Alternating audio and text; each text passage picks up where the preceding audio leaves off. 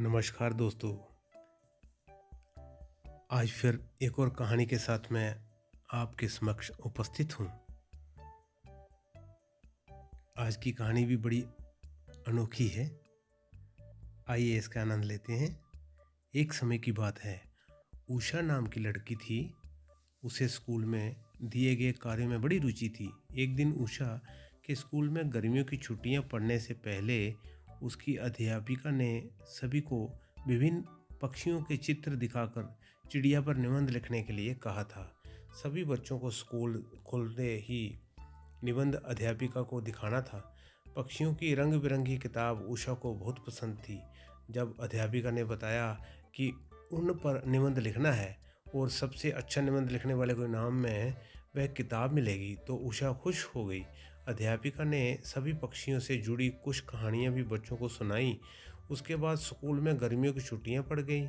यूं तो उषा हर साल अपनी गर्मियों की छुट्टियां बिताने के लिए कहीं ना कहीं जाती थी, लेकिन इस साल की छुट्टियों में उषा रोज पास के ही बगीचे में जाकर पक्षियों और उनके घोंसलों को देखने लगी।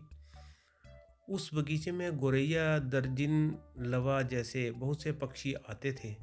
उषा बगीचे में आने वाली हर चिड़िया को पहचानने की कोशिश करती और उन्हें गौर से देखती रहती।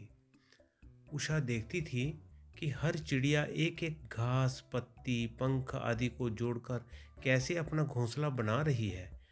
उसके मन में होता था कि चिड़िया को घोंसला बनाने के लिए कितनी मेहनत करनी पड़ती है। उषा चाहती थी कि वो किसी तरह से उन पक्षियों की मदद करे।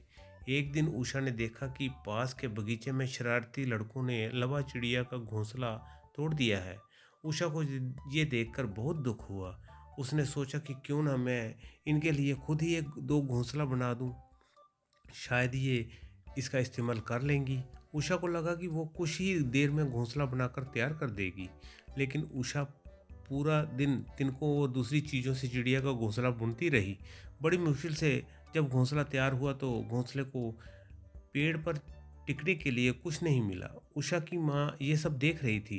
तभी उषा की माँ को उषा ने बताया, देखिए ना, मैंने चिड़िया के लिए एक घोंसला बनाया है, मगर ये उतना सुंदर नहीं है जितनी चिड़िया बनाती है।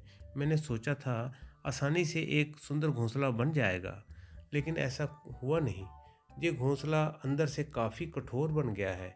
क्या आप इसे मुलायम बना देंगी? किसी तरह से उषा की माँ ने उस घोंसले को थोड़ा ठीक किया।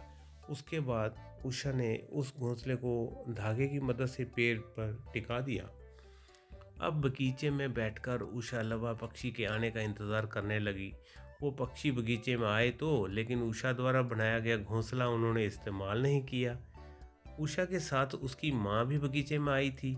उसने उषा को उदास देखकर कहा, तुम परेशान मत होना, अभी चिड़िया घोंसले पर आ जाएगी। तभी एक लवा पक्षी ने आकर उषा द्वारा बनाए गए घोंसले को तोड़ दिया। अब उषा ने मुंह लटका लिया। तब उसे उसकी माँ ने समझाया कि तुम्हें दुखी नहीं होना चाहिए। देखो, तुम्हारे द्वारा इस्तेमाल की गई चीज़ों से ही लवा पक्षी अपने लिए घोंसला बना रहे हैं। हो सकता है कि उन्हें दूसरों का बनाया हो घोंसला पसंद नहीं आता हो। दुखी मन से उषा ने कहा, माँ, मैं अपने स्कूल के निबंध में ये सब कुछ लिखूंगी। कुछ देर बाद उषा ने कहा, माँ, आपने देखा कि लवा पक्षी अपना घर झाड़ियों में बना रहे हैं? जवाब में उषा की माँ बोली, हाँ बेटा, मैंने सुना था कि लवा पक्षी अपना घोंसला किसी के घर के रोशनदान या पेड़ पर ही बनाते हैं। आज ये नई बात पता चली है। कुछ और दिनों बाद उषा ने लवा पक्षियों के बारे में एक और बात जानी कि वो सीधे उड़कर अपने घोंसले में नहीं जाते। घोंसले से कुछ दूर ठहरकर इधर उधर कूदते हुए वो अपने घोंसले तक पहुंचते हैं, ताकि किसी को उनके घोंसले का पता ना चले। फिर कुछ दिनों में गर्मियों की छुट्टियां खत्म हो गई। उषा ने स्कूल जाकर लवा पक्षियों के बारे में लिखा और निबंध प्रतियोगिता जीत ली। इनाम में मनपसंद चिड़ियों वाली किताब मिलने पर उषा बहुत खुश हुई। प्रतियोगिता जीतने के बाद भी उषा रोज चिड़ियों की चहचहाट सुनने के लिए उस बगीचे में जाकर घंटों बैठी रहती, मानो उसकी चिड़ियों के साथ दोस्ती हो गई हो। दोस्तों, चिड़िया के घोंसलों की कहानी से हमें ये सीख मिलती है कि छोटी छोटी बात पर मन दुखी नहीं करना चाहिए।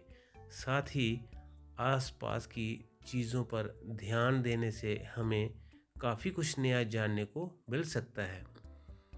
तो लीजिए दोस्तों, ये थी उषा और चिड़िया की कहानी। एक और नई कहानी के साथ अगली वीडियो में फिर उपस्थित होऊंगा। ये कहानी आपको कैसी लगी, कृपया इसके लिए कमेंट करें, लाइक करें, इसको शेयर करें और मेरे इस गुरुजी वॉइस चैनल को सब्सक्राइब करें। आपका बहुत बहुत धन्यवाद।